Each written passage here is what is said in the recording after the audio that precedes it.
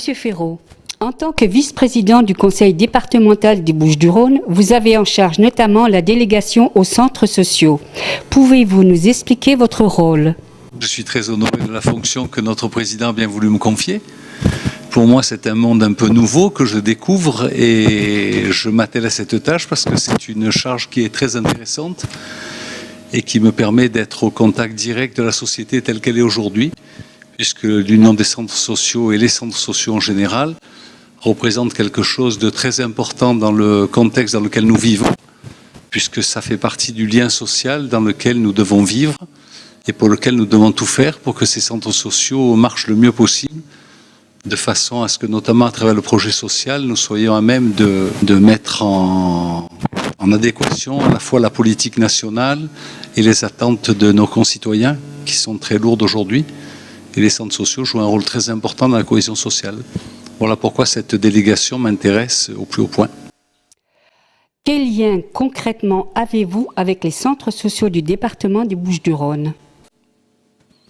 Écoutez, les liens que j'ai sont les liens que j'en ferai, puisqu'au départ, ma formation m'éloignait de ce centre d'activité.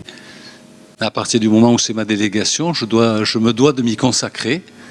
Et donc c'est grâce à ce petit fascicule que l'on m'a remis récemment, puisque c'est le dernier exemplaire 2015, que je découvre à la fois l'immensité de ma tâche et l'immensité de l'attente des centres sociaux pour justement réaliser ce que l'on doit faire au service de nos concitoyens.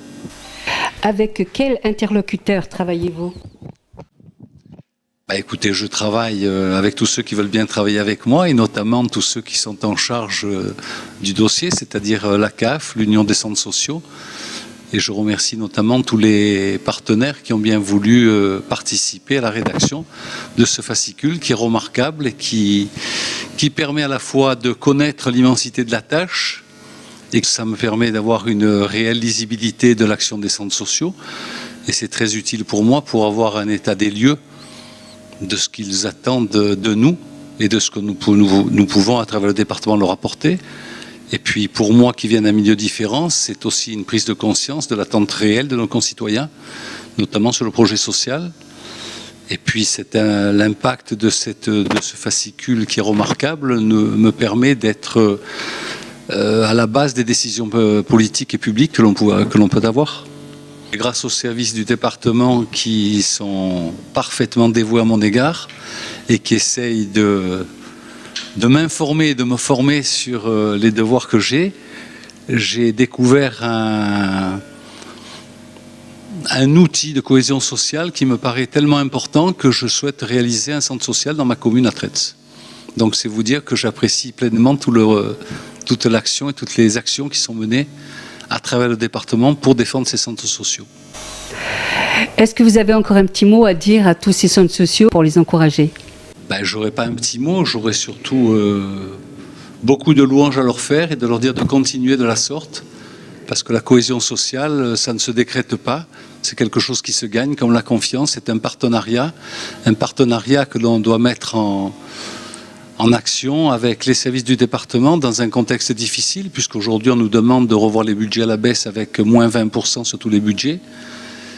Le social est quelque chose d'indispensable, donc c'est délicat de réaliser 20% d'économies sur le social, mais on s'y attelle de façon à résoudre l'équation impossible qui consiste à mettre en harmonie les vœux du département, du côté financier, mais aussi sur le plan social qu'il est hors de question d'abandonner.